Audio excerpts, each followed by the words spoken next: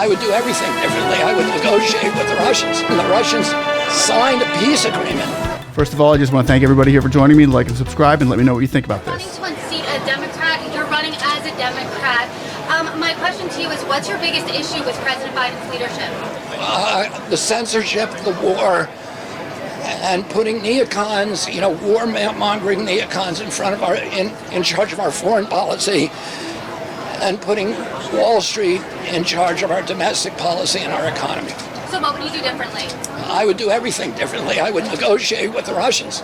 Wait, what? So what would you do differently? I would do everything differently. I would negotiate with the Russians, which is what they've wanted to do from day one. The Russians signed a peace agreement. Wait a minute. A Democrat that would negotiate with the Russians? That's blasphemy, isn't it? It wasn't when Trump did it. Nonetheless, I agree that negotiating verbal agreements with those who you disagree with is better than starting a war. At least that's my personal thought. Let me know what you think throughout this eye-opening video with Robert Kennedy Jr., who's running against Biden for presidency in 2024. Let me know what you think below after you click that like and subscribe button, and share it if you feel led. You're going to be in shock and awe of what you're about to hear. Where were we? Oh, yeah, Democrats said he'd negotiate. Which is what they've wanted to do from day one. The Russians signed a peace agreement in March of 2022, which we just found out about, and Zelensky initialed it. And the Russians were actually withdrawing their troops in March of 2022 and April of 2022. And President Biden sent Boris Johnson to Kiev to blow up that agreement. And since then, 135,000 kids, Ukrainian kids, have died, and 50,000 Russian kids. My son. Wow. We just have to stop right there for a second. Ponder that number for a moment. Ponder that. 135,000 Ukrainians and 50,000 Russians have been killed. But it could have been avoided. 185,000 living, breathing people with parents, children, loved ones are now dead. Did Biden have some contracts with Hunter to fulfill? How much money per dead body does that profit average out to? Think about it. It wasn't even supposed to happen. But the flossy-nossy and the hillipilification of political deep state had formulated an agenda which kept Americans and the world blind to their corporal reality. Doesn't the sheer arrogance that the better-than-thou politicians portray in front of cameras telling people of what human rights are, how high and mighty and righteous they are compared to the average citizen, doesn't that arrogance and hypocrisy make you want to vomit? If you or any other person with a bit of love in your heart was in charge, wouldn't you have tried to stop it first? I would have. And since then, 135,000 kids, Ukrainian kids, have died, and 50,000 Russian kids. My son went over to Ukraine and fought in the Kharkiv offensive. He was a machine gunner in a special forces unit.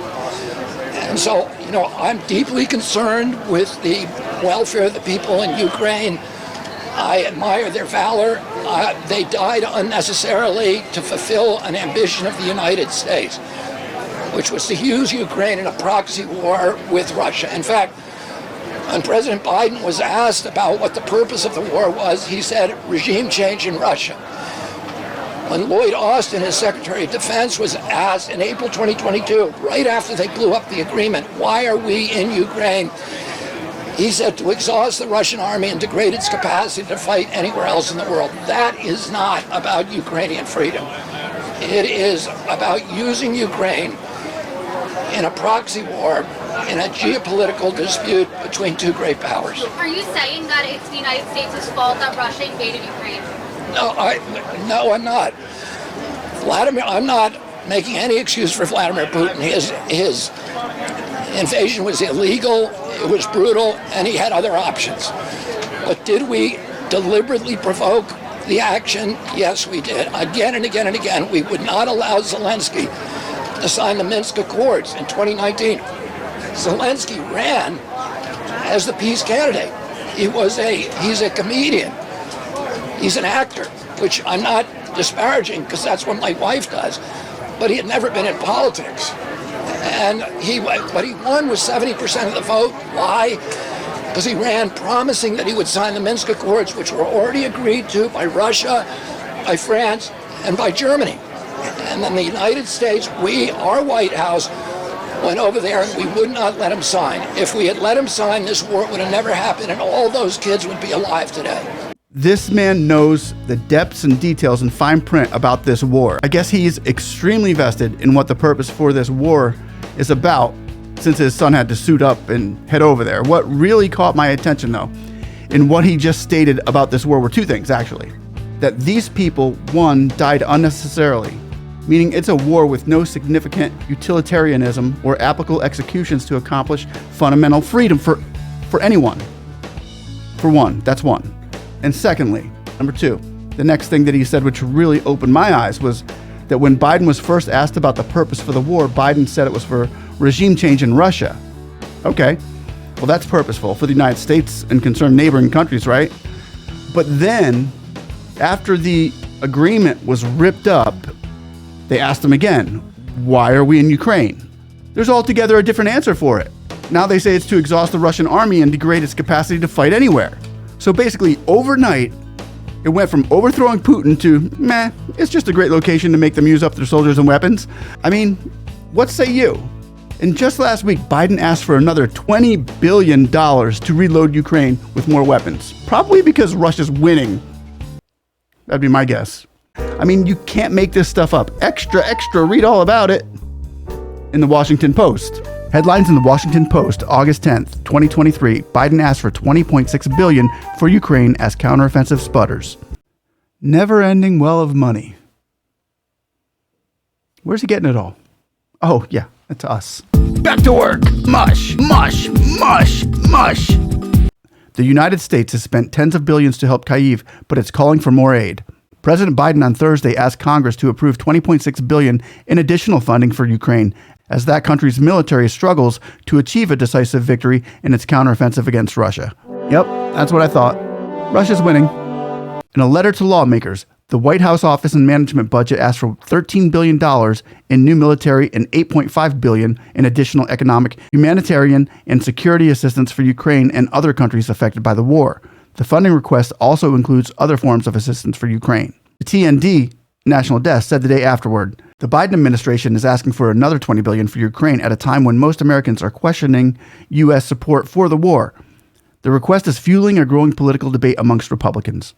The United States has already directed more than $60 billion in aid to Ukraine, including more than $40 billion in direct military assistance. That is more than any other country. Biden has vowed that the U.S. government will support Ukraine as long as it takes, but Western allies face difficult questions about the state of the war effort, with Ukrainian forces bogged down in the east despite new Western weapons and training.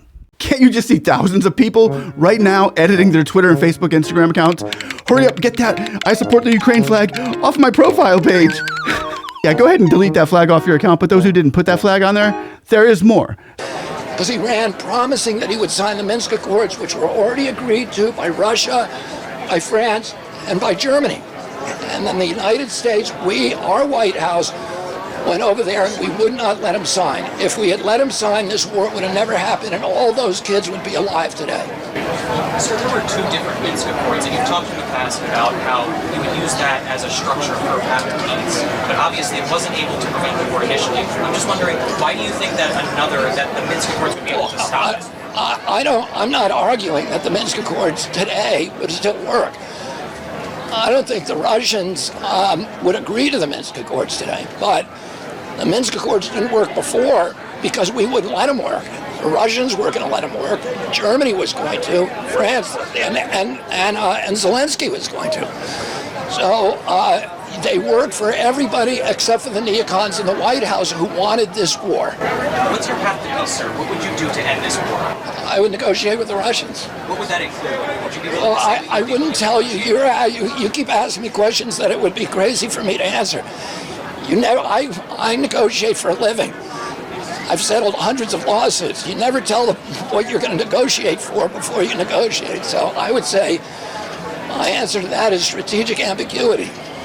Mr. Kennedy, on Ukraine, other candidates have gone there recently. Will you consider a visit to Ukraine? Yeah, I would love to go to Ukraine. Mr. Kennedy, our president says we're closer to nuclear war now than ever before since Cuba was president. Would you support a policy of no first use of nukes? Yeah, I would, but here's the thing. What you're saying is really important because the Russians, we are provoking not only have we made the worst geopolitical mistake, which is to push the Russians into an embrace of China, which is the worst geopolitical outcome that we can imagine. We've essentially fueled the creation of BRICS, where 40 nations are now threatening to get off of the dollar as the world reserve currency. If that continues, then that will make the Great Depression look like a cakewalk for us. But the Russians also, most importantly, have more nukes than we do. They have at least 1,000 more nuclear weapons than we do, and many people argue that their weapons are much better than ours, that they have anti-ballistic weapons that actually work, that will stop incoming missiles from hitting Russia, and that ours are much inferior. So why are we provoking a war with a nuclear superpower? Why are we settling this from the beginning? Robert Kennedy Jr.'s, ladies and gentlemen. I'm not a big fan of either side of the aisle, but I think he makes a lot of sense on his ideas with Ukraine. What do you think? Let me know down below how you feel about the war and Kennedy and other ideas or concerns you may have. But the only true peace is the Prince of Peace, Jesus Christ, who I pray to for all the solutions in this world we share together. I hope this information and gathering was fruitful for you, and I want to ask you to like, subscribe, share, hit that notification button so that we can enjoy one another's dialogue in the near future. Love and God bless.